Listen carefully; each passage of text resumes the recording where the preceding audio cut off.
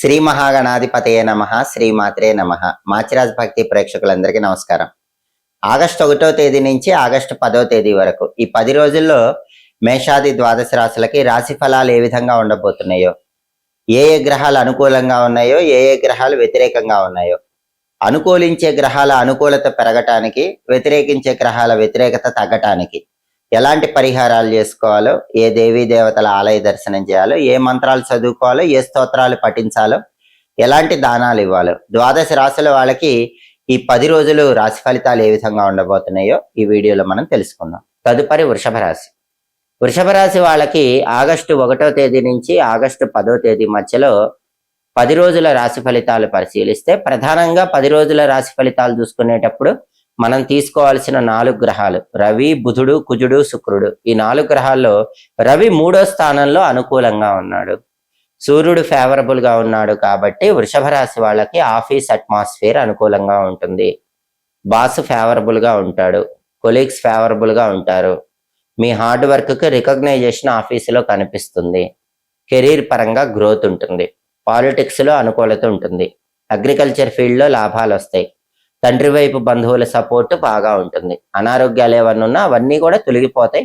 ఆరోగ్యపరంగా మంచి ప్రయోజనాలు కలుగుతాయి. అనారోగ్యాల నుంచి ఉపశమనం లభిస్తుంది. రవి 3వ స్థానంలో అనుకూలంగా ఉన్నాడు కాబట్టి వృషభ రాశి వాళ్ళకి ఈ ఫలితాలన్నీ వస్తాయి. అలాగే బుధుడు 2, 3 స్థానాల్లో ఉన్నాడు. మొదటి 5 రోజులు 2వ స్థానంలో ఉన్నాడు. అంటే ఆగస్టు 1 నుంచి ఆగస్టు 5 వరకు వృషభ రాశి విద్యార్థులకు చాలా బాగుంటుంది. మంచి ర్యాంకులు వస్తాయి. ఎడ్యుకేషన్లో మంచి పొజిషన్లో ఉంటారు. నిరుద్యోగులు ఇంటర్వ్యూలకు వెళితే జాబ్ సెలెక్ట్ అవుతారు. హై ప్యాకేజ్ జాబులు వస్తాయి. బిజినెస్లో కూడా మీరు ఎక్స్పెక్ట్ చేసిన దానికంటే కొంచెం ఎక్కువే లాభాలు వస్తాయి. ఇవన్నీ ఆగస్టు 1 నుంచి ఆగస్టు 5 మధ్యలో బుధుడు బాగున్నాడు కాబట్టి వచ్చే ఫలితాలు. ఆగస్టు 6 నుంచి ఆగస్టు 10 మధ్యలో బుధుడు 3వ స్థానంలో వ్యతిరేకంగా ఉన్నాడు. అప్పుడు మాత్రం విద్యార్థులకి, నిరుద్యోగులకి, వ్యాపారస్తులకి వ్యతిరేక ఫలితాలు వస్తూ ఉంటాయి. ఆ వ్యతిరేక ఫలితాలు రాకుండా ఉండాలంటే, అప్పుడు కూడా విద్యార్థులకి, వ్యాపారస్తులకి, నిరుద్యోగులకు అనుకూలంగా ఉండాలంటే గణపతి ఆలయ దర్శనం చేసుకోవాలి. సంకటనాశక గణేష స్తోత్రం చాంటింగ్ వినాలి. బుధుడికి అధిపతి గణపతి కాబట్టి ఇలా చేసుకోవాలి. అలాగే గణపతి మంత్రం వక్రతుండాయ హుం అనే మంత్రం రోజు 21 సార్లు చదువుకోవాలి. పెసలు నానబెట్టి ఆవుకు పెట్టడం కానీ, కొన్ని పెసలు పంతులు గారికి దానం ఇవ్వటం కానీ చేయాలి. అప్పుడు చివరి 5 రోజుల్లో అంటే ఆగస్టు 6 నుంచి ఆగస్టు 10 మధ్యలో కూడా బుధుడి బలం పెరుగుతుంది. బుధుడిచ్చే వ్యతిరేక ఫలితాలు తొలగిపోతాయి. ఇక కుజుడు వృషభ రాశి వాళ్ళకి 1, 2 స్థానాల్లో సంచారం చేస్తున్నాడు. మొదటి 2 రోజులు 1వ సంచారం వల్ల కోపం బాగా వస్తుంది. భార్యతో కానీ, భర్తతో కానీ, లైఫ్ పార్ట్నర్తో గొడవ పడుతూ ఉంటారు. ఆ తర్వాత 8 రోజులు 2వ స్థానంలో ఉన్నాడు కాబట్టి దూకుడు నిర్ణయాల వల్ల ధనాన్ని నష్టపోతూ ఉంటారు. ఫ్యామిలీలో రిలేషన్స్, జీవిత భాగస్వామి కాకుండా అందరి రిలేషన్స్తో గొడవ పడుతూ ఉంటారు. రియల్ ఎస్టేట్ కూడా అంతంత మాత్రంగానే ఉంటుంది. కాబట్టి కుజుడి వ్యతిరేకత ఈ 10 రోజుల్లో ఉంది కాబట్టి కుజుడిచ్చే ఈ వ్యతిరేక ఫలితాలు పోవాలంటే నరసింహస్వామి ఆలయ దర్శనం చేయాలి. లక్ష్మీ నృసింహ కరావలంబ స్తోత్రం చాంటింగ్ వినాలి. ఓసారి నరసింహస్వామి టెంపుల్లో ధ్వజస్తంభం దగ్గర 9 ఒత్తులేసి నూనె పోసి దీపం పెట్టినండి. ఓం నమో నారసింహాయ రోజు 21 సార్లు చదువుకోవాలి. కందులు నానబెట్టి బెల్లంతో కలిపి ఆవుకు పెట్టినా, కొన్ని కందులు దానం ఇప్పించినా కూడా ఈ కుజుడి ఇచ్చే వ్యతిరేక ఫలితాలు తొలగిపోతాయి. 10 రోజుల్లో కుజుడి వల్ల అనుకూల ఫలితాలు పొందవచ్చు. ఫ్యామిలీ గొడవలు తగ్గిపోతాయి. కోపాన్ని కంట్రోల్లో ఉంచుకోవచ్చు. ఈ పరిహారాల్లో ఏవైనా చేసుకోవచ్చు. అలాగే శుక్రుడు 5వ స్థానంలో అనుకూల ఫలితాలు ఇస్తున్నాడు. శుక్రుడు బాగున్నాడు కాబట్టి 5వ స్థానంలో పేరెంట్స్తో ఉన్న డిస్ప్యూట్స్ క్లియర్ అయిపోతాయి. మీ చిల్డ్రన్స్తో ఉన్న డిస్ప్యూట్స్ క్లియర్ అయిపోతాయి. అంటే పేరెంట్స్, మీ పిల్లలు అందరూ కూడా మీతో కలిసిపోతారు. వాళ్ళతో ఉన్న డిఫరెన్సెస్ అన్ని క్లియర్ అయిపోతాయి. ఈ ప్రయోజనం 5వ స్థానంలో శుక్రుడి వల్ల వృషభ రాశి వాళ్ళు పొందగలుగుతారు. అలాగే శుక్రుడి బలం అనుకూలంగా ఉంది కాబట్టి ఈ 10 రోజుల్లో టెక్స్టైల్, లేడీస్ ఎంపోరియం, బొటిక్ లాంటి వ్యాపారాల్లో మంచి లాభాలు కనిపిస్తూ ఉంటాయి. కళారంగం, సినిమా, టీవీ రంగాలు, సంగీత, నాట్య రంగాల్లో కొత్త అవకాశాల కోసం ప్రయత్నం చేసే వాళ్ళకు కూడా కొత్త అవకాశాలు కనిపిస్తూ ఉంటాయి. అలాగే భార్యాభర్తల మధ్య విభేదాభిప్రాయాలు చిన్న చిన్న వచ్చినప్పటికీ కూడా వృషభ రాశి వాళ్ళకి కుజుడు వ్యతిరేకంగా ఉండటం వల్ల వచ్చిన విభేదాలన్నీ కూడా శుక్రుడి అనుకూలంగా ఉండటం వల్ల తొలగిపోతాయి.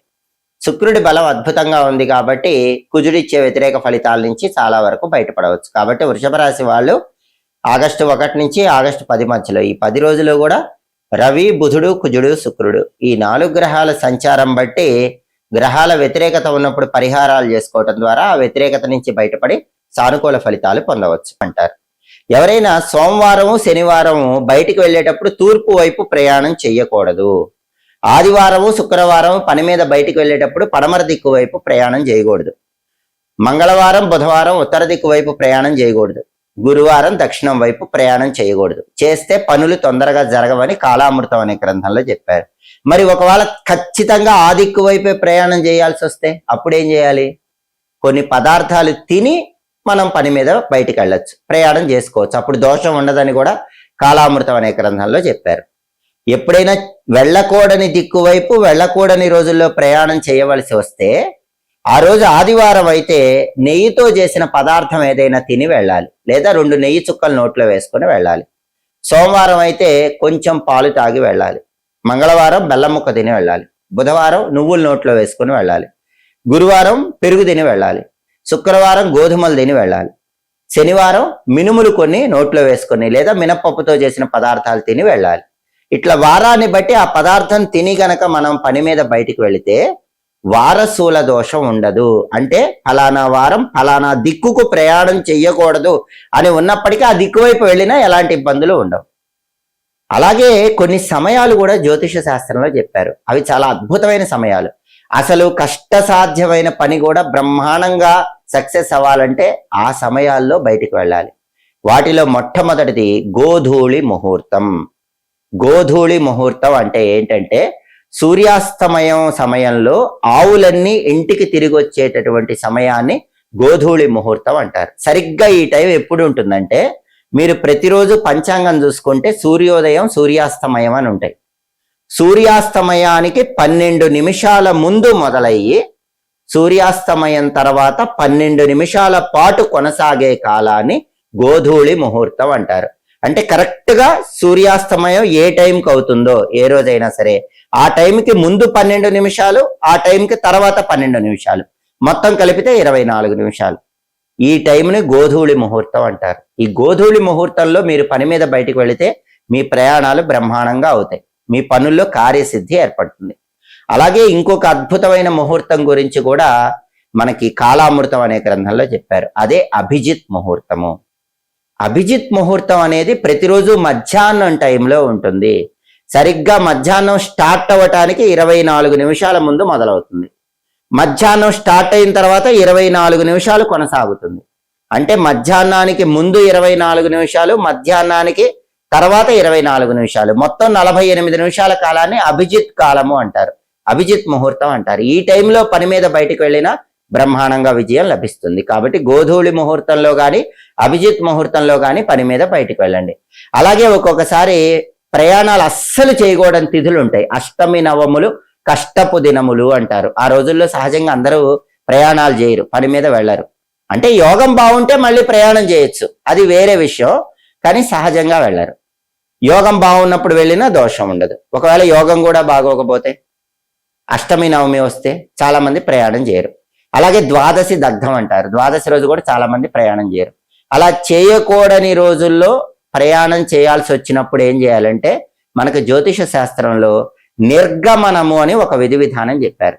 దీన్నే నిర్ఘ్యము అనే పేరుతో కూడా పిలుస్తారు. వాడుక భాషలో నెగ్యం అంటారు. నెగ్యము, నిర్గమనము, నిర్ఘ్యము అంటే అర్థం ఏంటంటే చేయకూడని రోజుల్లో మనం ప్రయాణం చేయాల్సి వస్తే ఆ రోజుకు ఒక రోజు ముందు కానీ 2 రోజుల ముందు కానీ మనకు సంబంధించిన బట్టలు ఏవైనా మన స్నేహితుల ఇళ్లలో కానీ బంధువుల ఇళ్లలో కానీ ఉంచుతాం. ఆ రోజు వచ్చినప్పుడు మనం హాయిగా ఆ బట్టలు తీసుకుని ప్రయాణం చేయొచ్చు. దీన్నే నిర్గమనము, నిర్ఘ్యము, నెగ్యం అనే పేర్లతో పిలుస్తారు. అప్పుడు ఆ దోషం ఉండదు.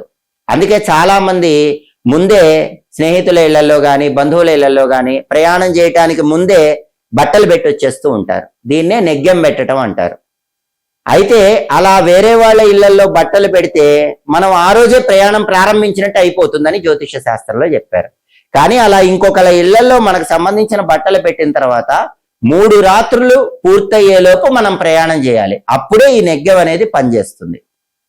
కేవలం బట్టలు మాత్రమే కాదు, మనకు సంబంధించిన వస్తువులు కొన్ని పెట్టచ్చని కూడా కాలామృతం అనే గ్రంథంలో చెప్పారు. కానీ చాలా మంది బట్టలే పెడతారు.